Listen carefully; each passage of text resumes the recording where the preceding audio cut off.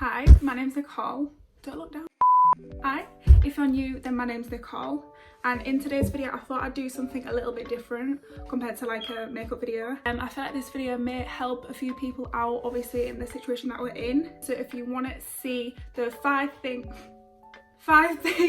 that I do to keep myself uplifted and positive during this quarantine, then keep on watching.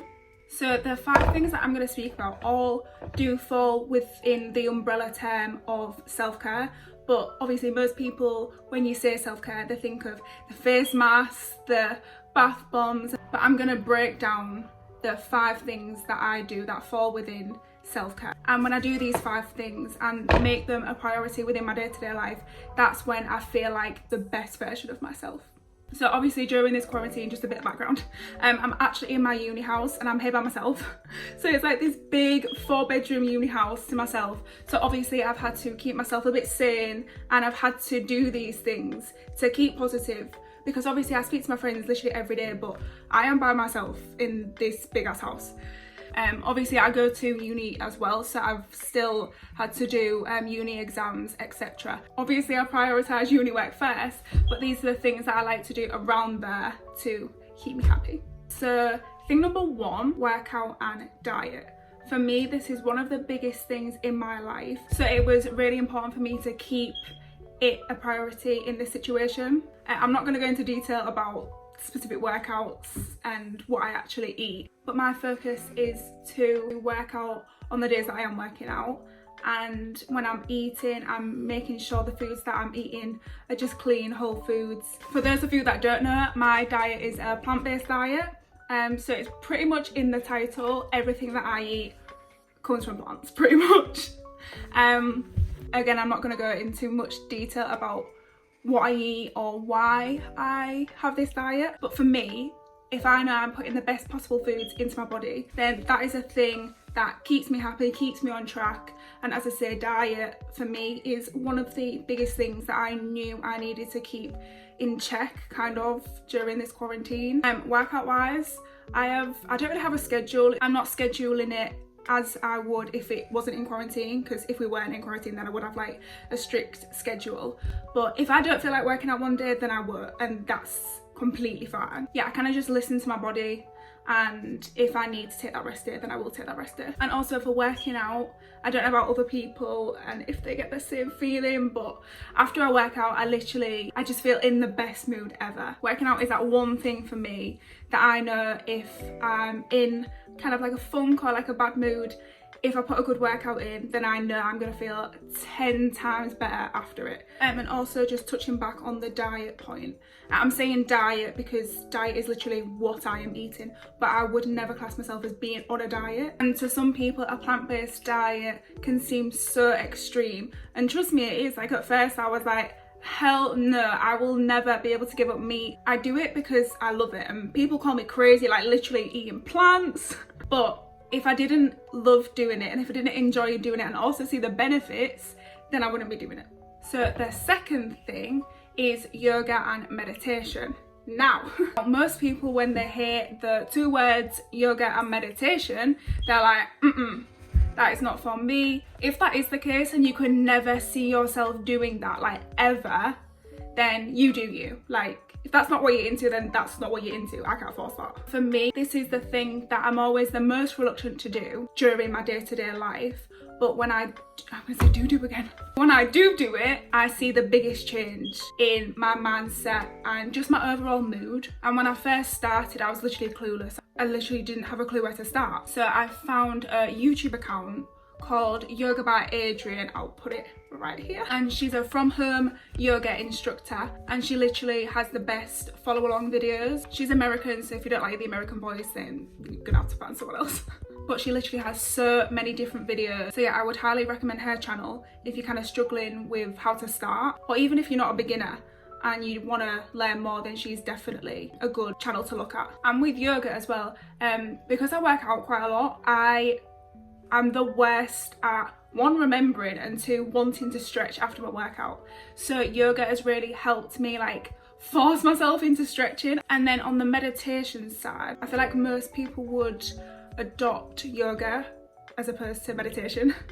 because meditation, it does seem so daunting. Like, I'm gonna sit there on the floor with my legs crossed and be silent for 10 minutes. At first that was totally me. I was like, I know my mind, it's like gonna overthink constantly and I'm gonna be distracted. That's okay. Like, that is literally the point of meditation. It's to sit down with your own thoughts and being able to just sit back for once in your life. Just sit back and observe your thoughts without thinking too deep into things. For me, it just allows me to like fully spend time with myself. Obviously I'm in this house like by myself and have been for the last 2 months, but I feel like sometimes we're so busy doing what we're doing, or even if we're doing nothing, we're not actually spending quality time with ourselves. So for me to sit down, I'm literally talking like 5 minutes, like it doesn't have to be for a long period of time, just to sit down with myself and really just like reflect on my day and really tune into what my thoughts are in that moment or within that past day. So for guidance on meditation, you can pay for apps,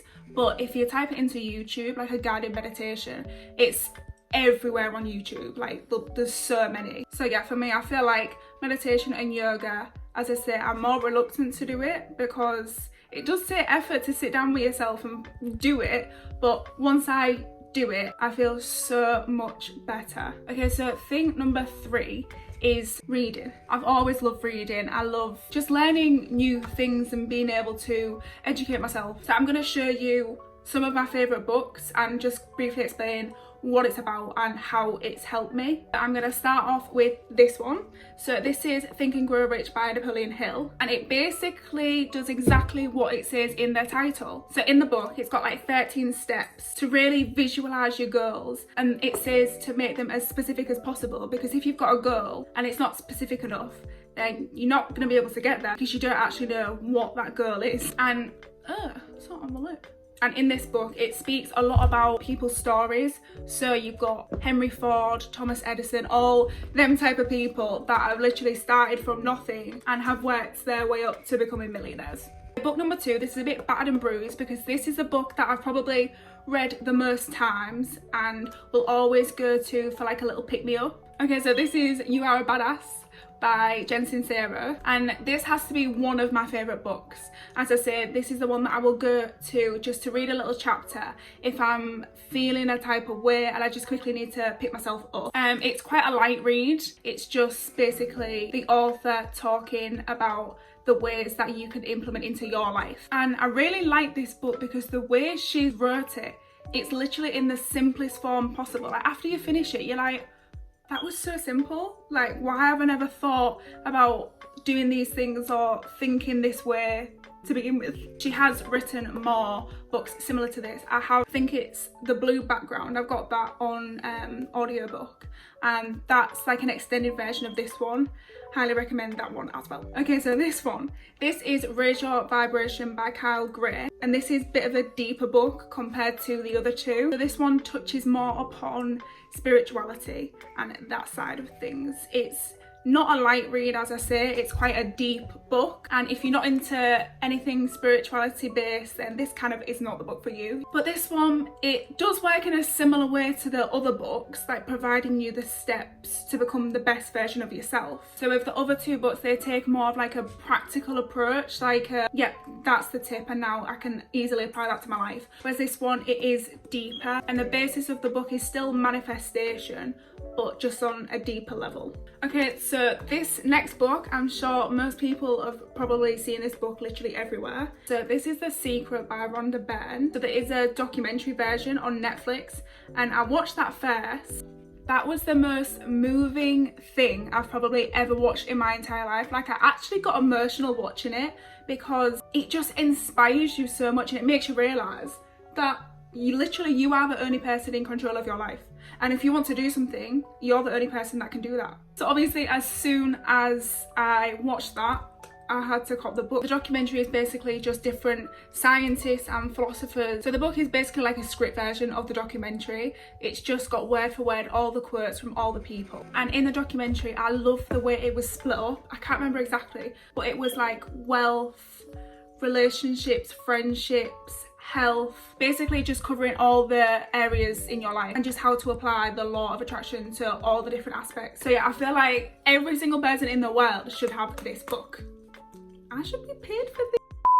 Okay, so last but not least, this is Feel the Fear and Beyond by Susan Jeffers. So her first book was Feel the Fear and Do It Anyway.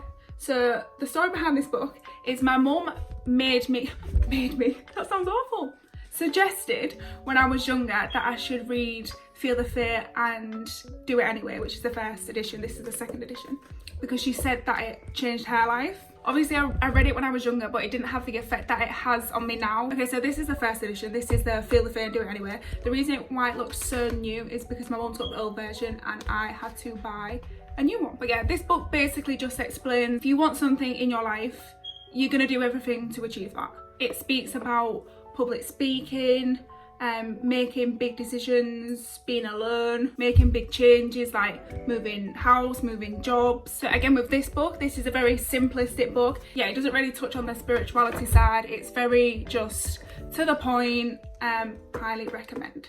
Okay, so thing number 4 is journaling. That sounds awful. Journaling. I don't know.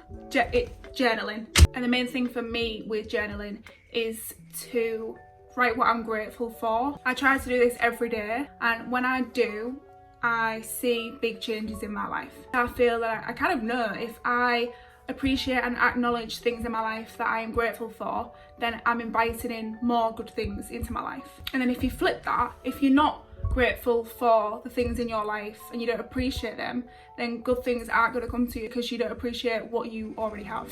So yeah, gratitude for me is one of the biggest things in my life. I have the word bloody tattooed on my back. It's that big of a thing for me. And people may say, oh, tattoo's so drastic, whatever, it's going to be there for the rest of your life. I hope it is there for the rest of my life, because that will always remind me to always, no matter what's going on in my life, to be grateful for what I have. Sorry, that was really serious there. And also with journaling, this is how most people use it, is to just write what you've done for the day, how you feel for that day. And then I also like to reflect on the previous day. So if I was feeling a type of way the day before, I'd write down, okay, so what am I now going to do to make sure that doesn't happen the next day. Also, this is another big thing.